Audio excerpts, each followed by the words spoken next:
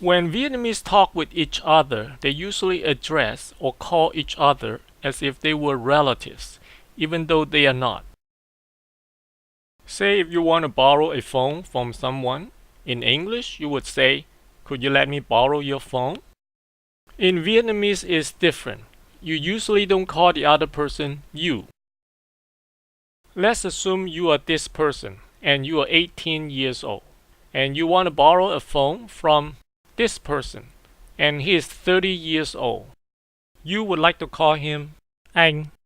Anh means older brother. And you would call yourself em. Em means younger brother or younger sister. And in this case it is younger brother. So in Vietnamese the question becomes anh cho em mượn phone được không? Anh cho em mượn phone được không? Now look at the structure of this sentence. The sentence structure is different from English.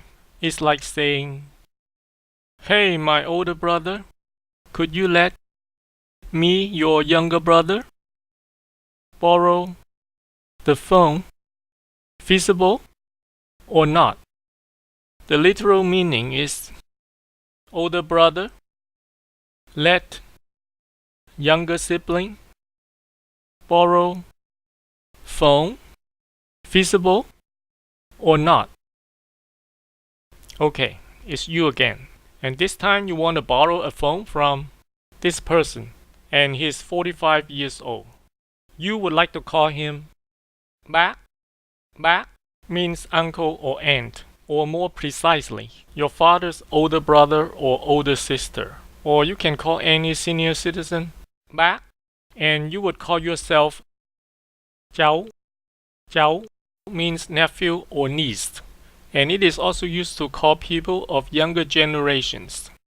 So in Vietnamese the question becomes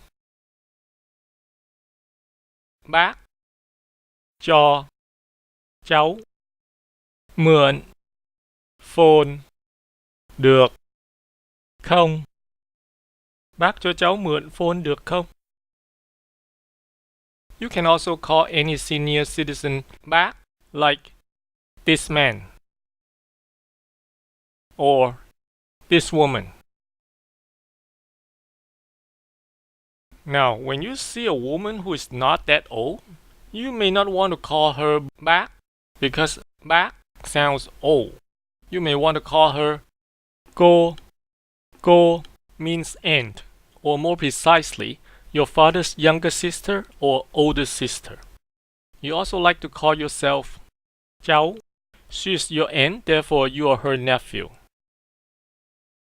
Okay, now, cô has a different meaning. It means miss. You can call a young woman cô, and then you will call yourself tôi. Tôi means me. When you use tôi, you are asserting your social status. You are having a higher social status, or at least an equal social status as the other person. You are 18 years old and she is 16 years old. Therefore, you have a higher social status. So in Vietnamese, the question becomes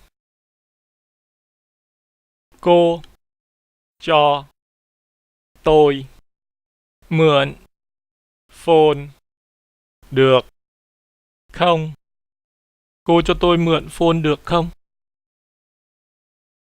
Okay, now let's do a reversal. You're on this side and someone wants to borrow the phone from you. Let's say this man wants to borrow the phone from you. He would call you cháu. Cháu means nephew, right? And he would call himself bác. Bác means uncle, right? And the question becomes cháu cho bác mượn phone được không? Cháu cho bác mượn phone được không? Now, this man may also call you anh. But why? Why would a 45-year-old man call an 18-year-old man older brother? It is because he calls you the way his children would call you. Oh yeah. In Vietnamese, you can call someone the way your children would call him or her. The reason for doing this is maybe you don't want to draw the relationship that close, or you think the other person may not want to draw the relationship that close.